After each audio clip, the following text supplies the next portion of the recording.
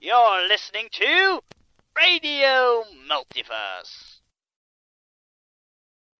Hey everyone, Ramsey here, and before I leave you to today's episode of Savage Tokusatsu, I'd like to take a moment and talk to you about a very important problem. And, namely, that's something that, happened when we were, recording this, episode, and, well, the thing is, when I, run games, I like to have a little background music playing to, add to the mood, and, now that we're using Roll20, I usually just use the, built-in, app they have, going there, but unfortunately, it was kind of on the fritz. During the day, I did the recording, so I had to use something different to play music, and I used an app for Discord that called Rhythm. The name almost escaped me. Called Rhythm.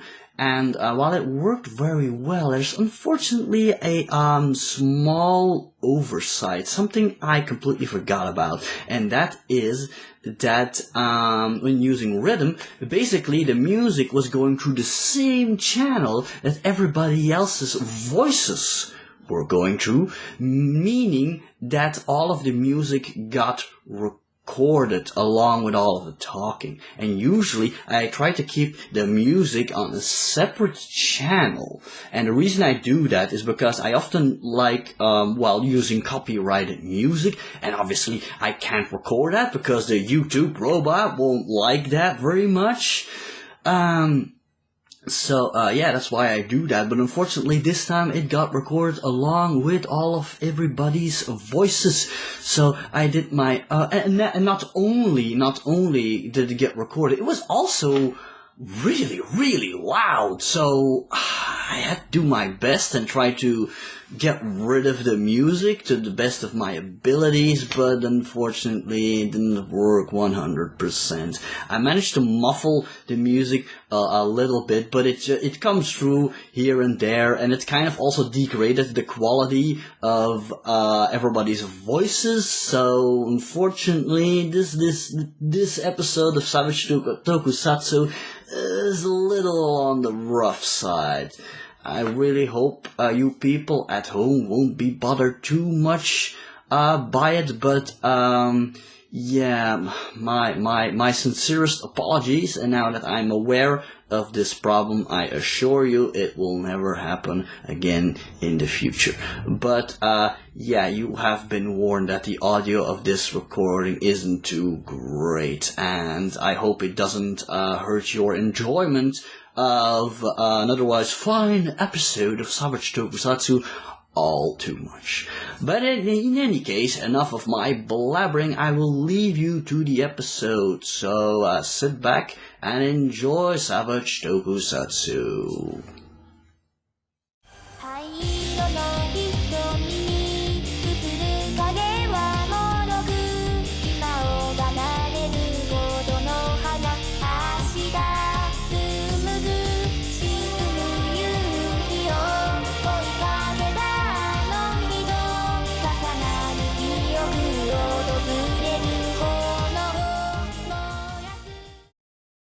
Greetings, ladies and gentlemen, and welcome to RadioMultiverse RPG with your slightly injured host, Ramsey.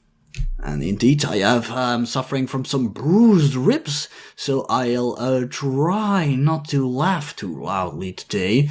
And if I'm a little bit more quiet than usual, that's probably the reason. So I just thought that you folks out there could use a little heads up, just in case that you might suddenly start hearing me scream in agony after a very loud laughing fit. Then you know what happened.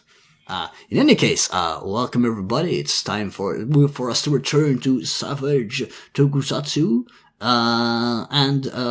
Before we start, unfortunately, Chris won't be able to join us today because she's been very busy with her job lately she's now some sort of important manager, apparently.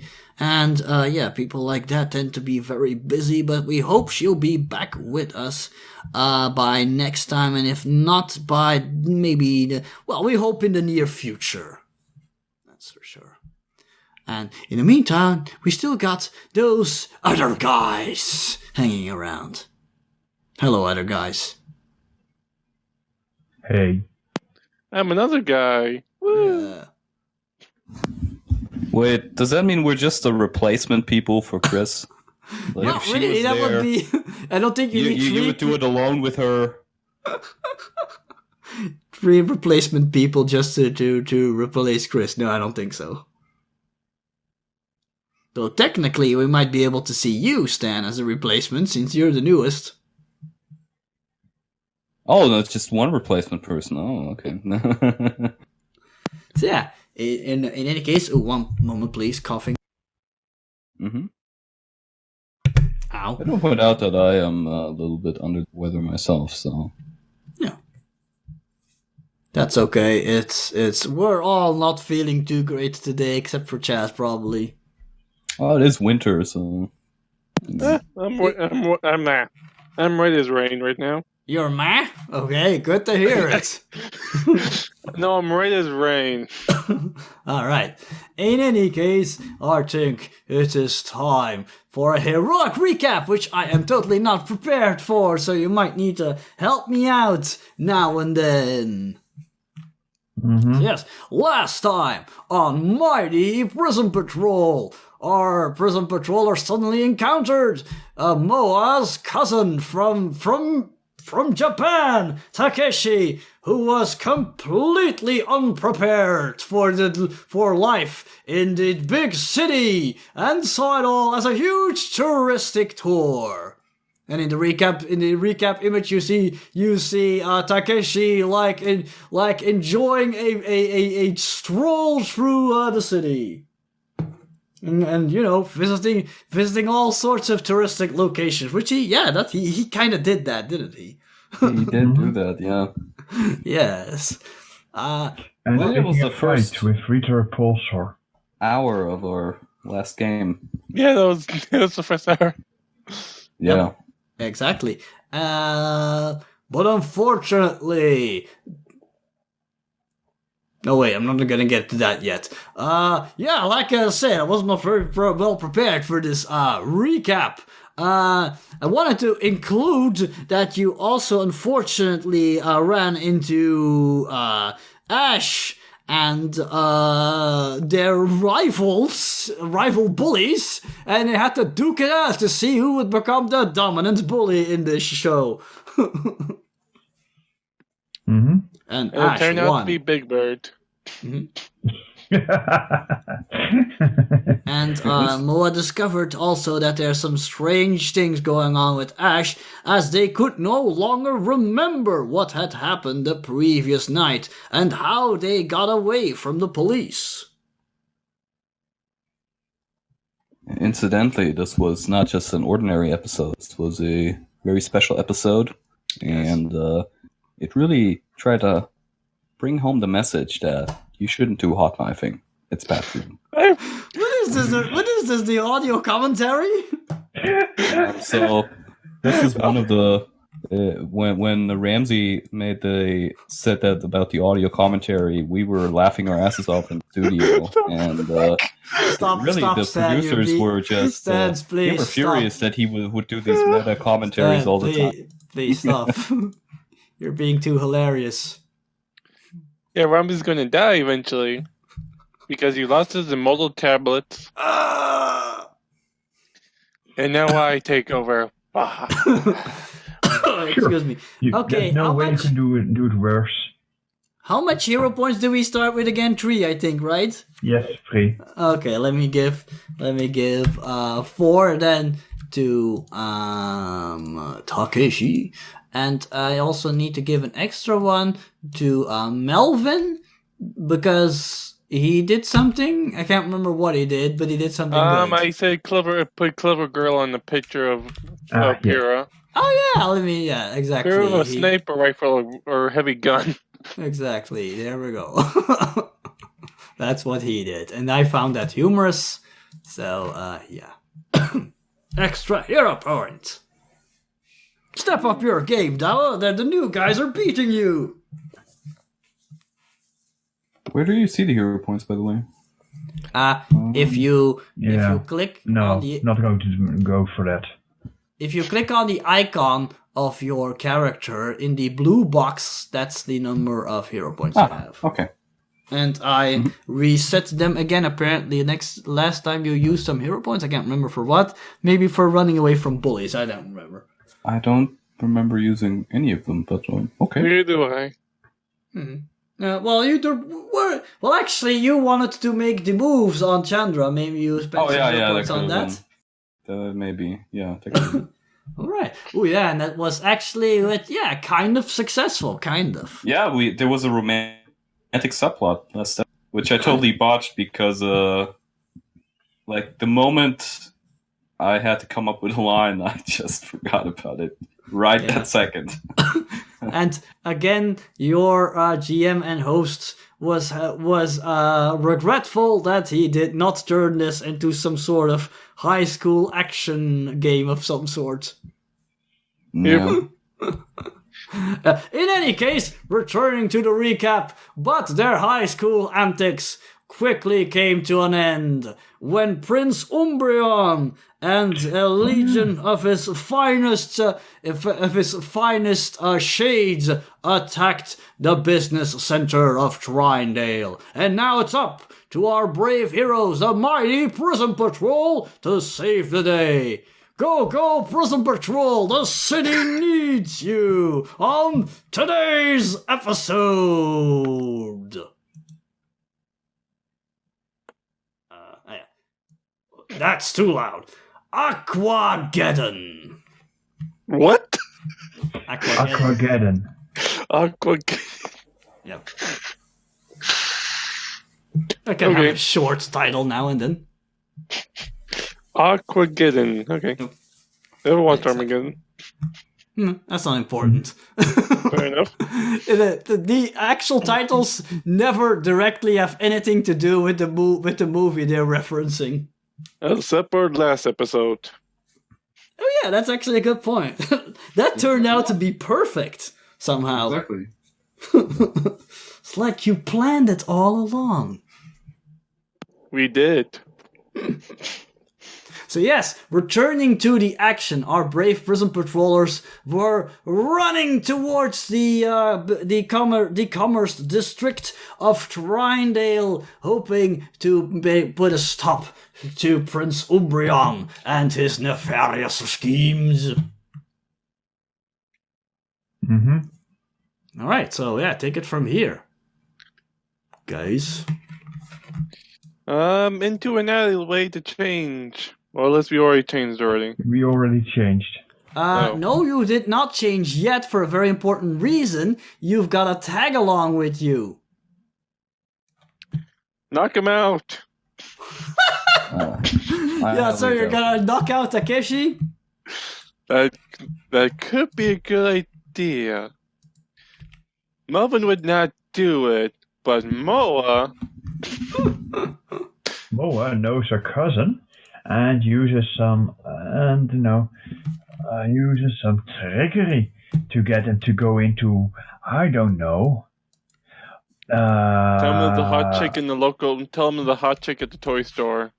Exactly that.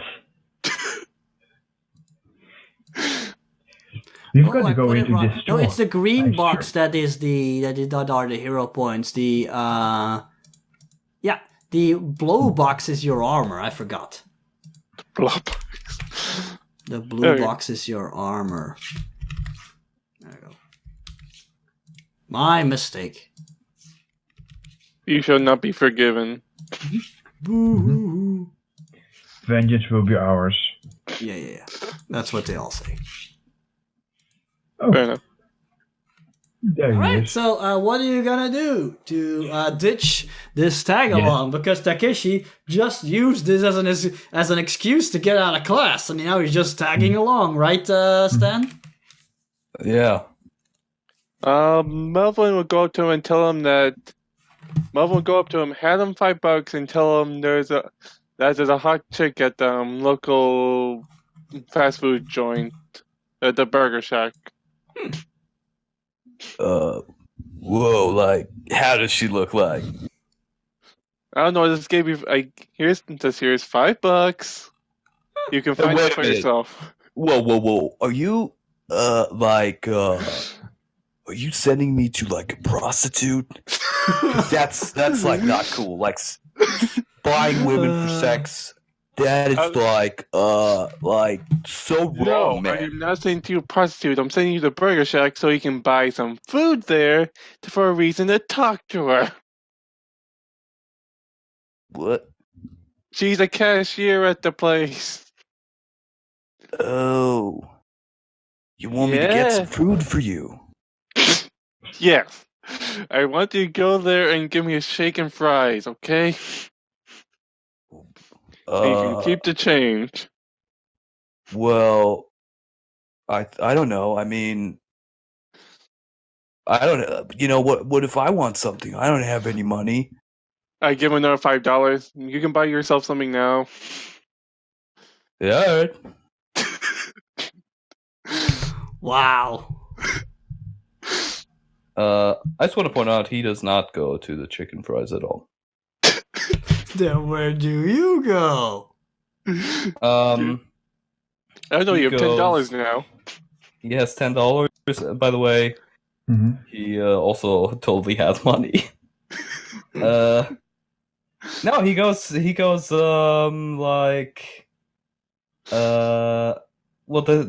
Let's see. I wanted to say something like surfing, but this doesn't make. So. Frozen tundra. I'm going surfing, dude. Yeah, exactly. Okay, let me give you a small recap. There's apparently some kind of emergency going on, and there's aliens attacking the city. Don't you want to go see that? I thought you were curious. Well, you didn't. I do want to point out that the last episode you did not say that aliens were attacking, as far as I remember. Oh yeah. Thank you for reminding me. Indeed, that wasn't really some sort of public announcement. I told you guys that via Pira, right? Mm-hmm. Yep. Correct. So okay, in that case, you have no idea where everybody's going. Exactly. So here's what happens. Screams. He takes the money, and then like halfway there, he realizes, wait a minute, oh my god, they totally ditched me. So he follows them without them noticing. Like he sneaks behind them. Mm-hmm. Right. That sounds like a stuff hole. Melvin will want his money back later. No, I kind of like this. I kind of like this that he suddenly sees you guys transforming into the Prism Patrol, and then there's a close up of Takeshi's shocked face. Yeah, which I want to point out, since we're going with this slacker thing, it's totally the face of Keanu Reeves doing oh, like if you ever saw that. Oh wow, Prism X gave me $10. I just stole $10 from Prism X. Okay, so Takeshi just discovered that his cousin and her friends are the Prism Patrol, and his reaction is whoa. Whoa. That's far out, man. Cool, but lame as well. Wait, what? Well, it's cool because they're the Prison Patrol, but on the other hand, still his cousin, so, you know. Why should she be part of the Prison Patrol? Yeah, exactly. Mm-hmm. Chirp, chirp. Okay, so that's your only reaction, okay. Well, you have to tell me a little bit more. What are they doing? Okay. Doing dramatic poses and explosions? Okay, yeah, let's let the players describe their transformation.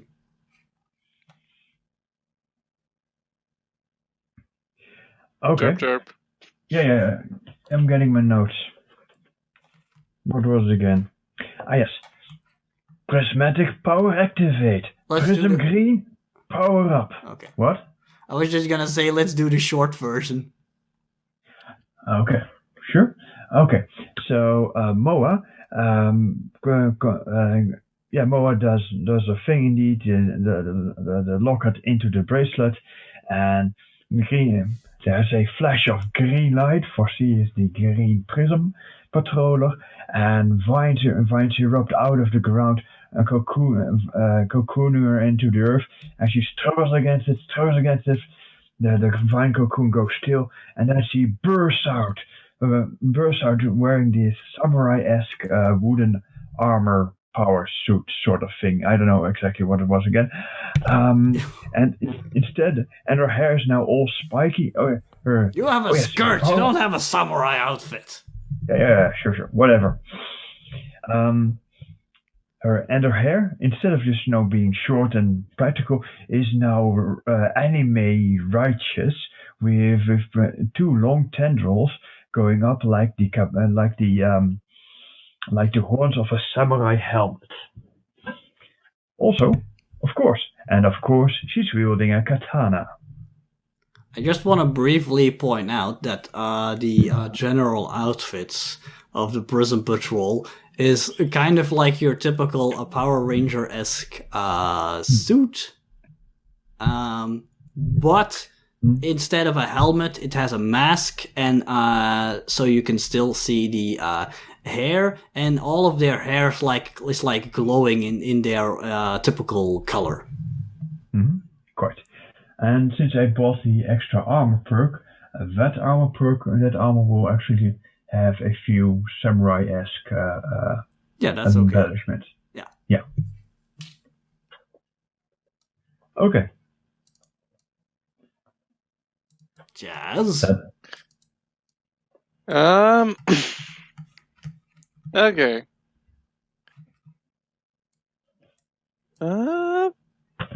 For Melvin Singh,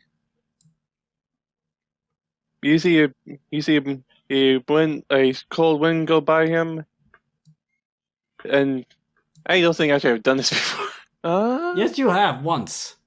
And it was so long ago. Okay, and you see him. You see the frozen ice. Yes, yeah. You see the frozen wind freeze him into a giant icicle, and then you see the ice starts cracking, and he's in his armor with his mask on, and his hair is now spiky with is blue and spiky, glowing blue and spiky, and also he's now gliding there with his jetpack. Yep. And Elizabeth and Letitia do something similar.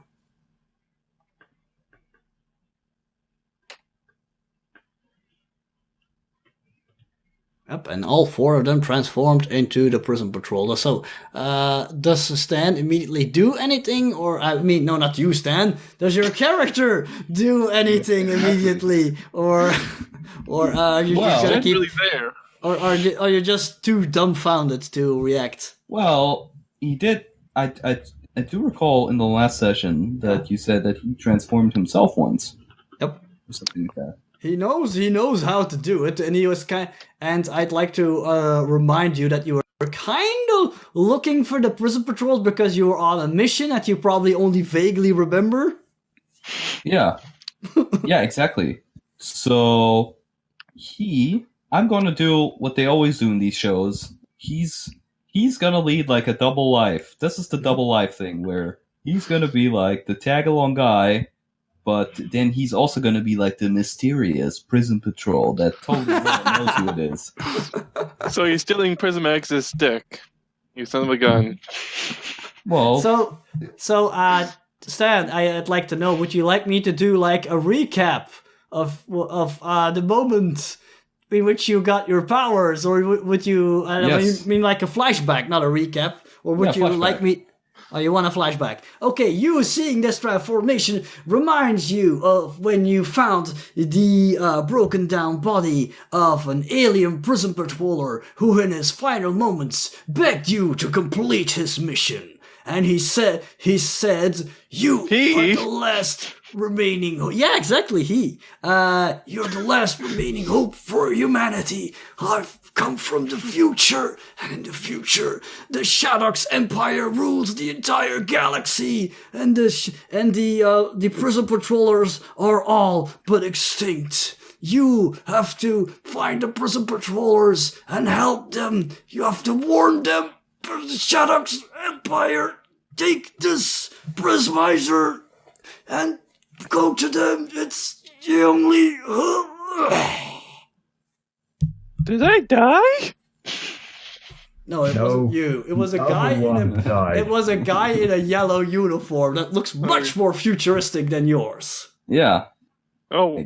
And again, I'm also going to play it straight on this and say, and incidentally, he's going to like mourn his death, and he's going to be like, "It can't be me. I'm not the one to do it. I'm just like a guy and shit."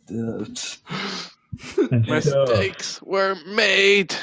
And he, you kind of see like a bit of his backstory. Like for a long time, he didn't believe it, and he tried to forget about it. And then one day, one moment, danger struck. There was an attack by a strange creature that robbed a jewelry store, and it just broke out of him and he transformed. Yep. And it totally was not a guy in a suit. Yeah. But in the recap, that's kind of how it looks, because, you know, in most Tokusatsu games, shows, that's how all the enemies look. Just a guy in a suit. Yeah. Yep. Let's make it a crab monster. A jewel-stealing crab monster. Crab people. Talk like people, eat like crab. Yep. And you got out your watch, your special watch that started glowing, and you got out your Prism Pearl, which in your case is embedded into a card. And what card would you like? An Ace of Clubs, an Ace of Hearts? Ace of Spades. Okay, an Ace of Spades, and you slide it into the watch, which triggers a transformation.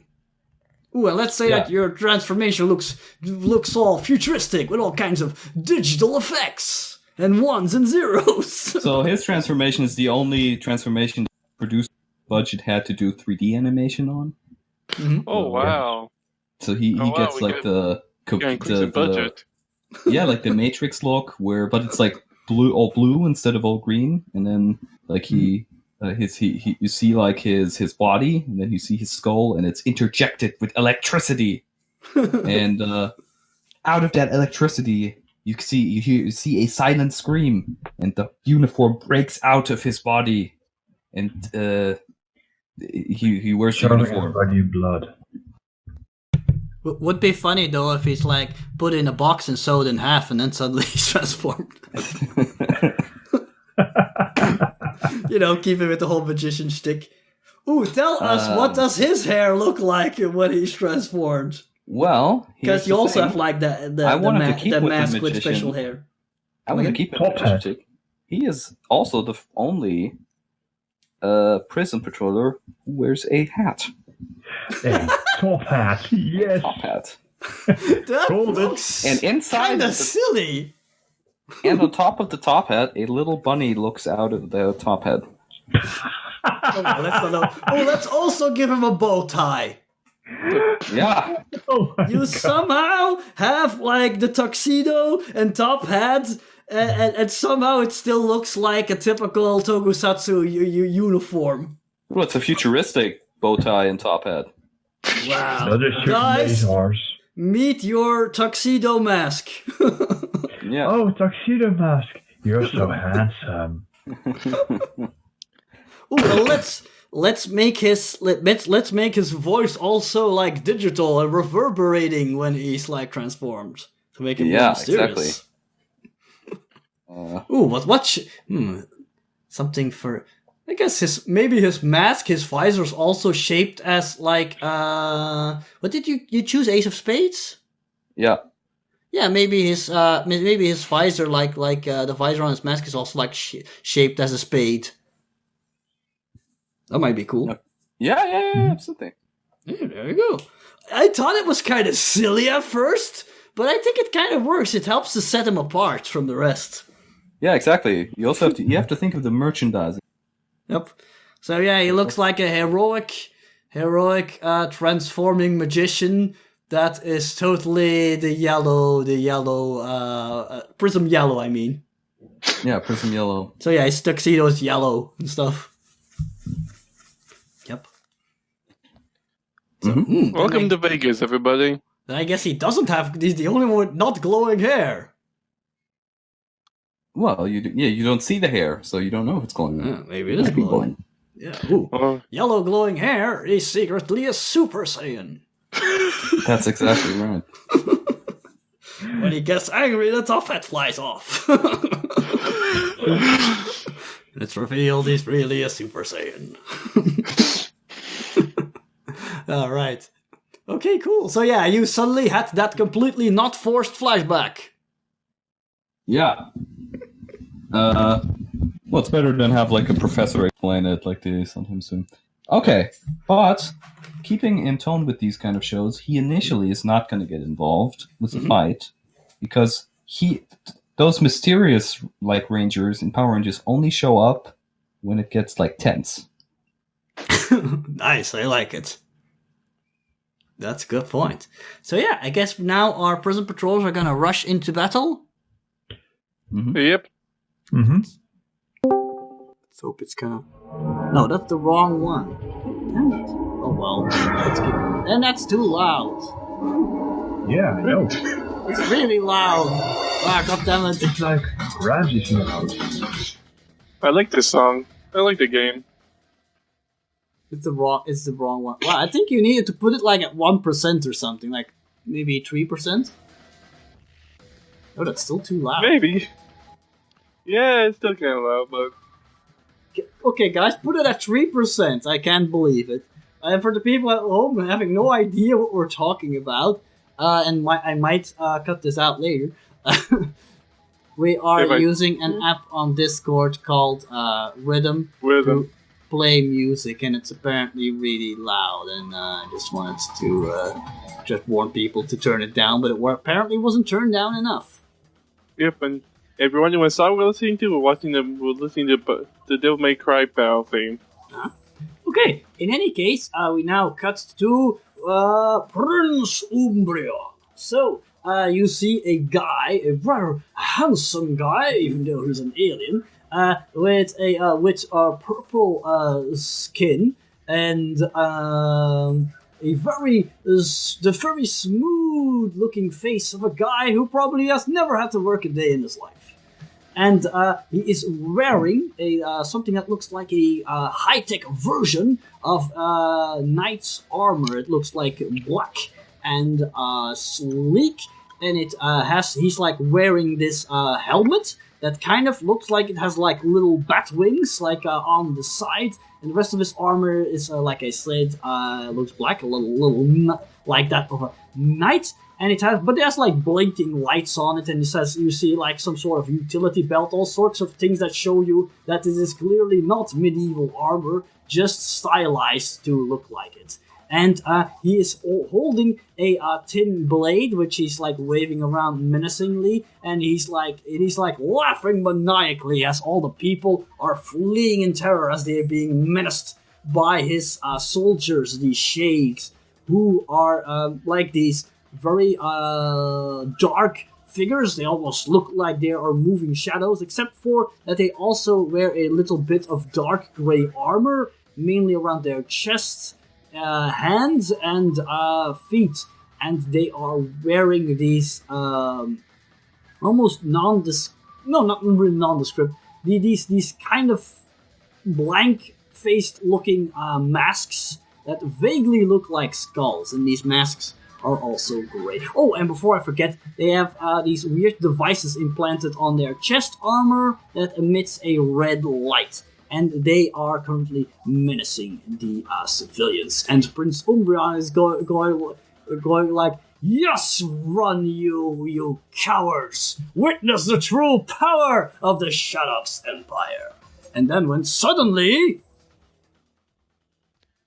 How about you witness the true power of Prism X? And that Prism Purple, no wait, yeah, like, I'm gonna say Prism Purple runs in and say like, "Yeah, way to hog the spotlight, Prism Blue. We're here too." Where's Prism Purple? We have orange. You mean orange or pink? What? Purple. You don't think we have a Prism Purple, do we? Yeah. that was- Elizabeth is Prism Purple. Oh yeah, I thought she I was remember pink. Chris can't No. be here, so yeah. Oh yes, Elizabeth, yes. Oh yeah. Okay, I'm confusing colors for other colors. And then Prism Orange jump in and says like, "Yeah, the Prism Patrol is here, and we're a team, and we're totally not hogging the spotlight." I am. I say, Enough chatter. Let us destroy some shade. And then throw some shade at Umbrion. And I imagine when you guys like jump onto the scene, you're all doing like your martial arts poses. Yeah, exactly. I'm waving my guns around. That's perfect tradition. He's breaking tradition. Get him. I have. He's got guns. I have guns. What do You can do a gun kata. Ta-da. And Prince Umbrion sneers at you. You again. I don't think we actually don't think we have actually ever met before. He met a few of us. No, actually, no. No, we Nobody knows who you are. I mean, you're the talk of the talk of the Shadows Empire. Like everybody's talking about you. Ah, right. And he says, "This is my opportunity to redeem myself. Shades, destroy them!" Can I point out this guy is on top of another guy here? Oh, thank you for pointing out. They're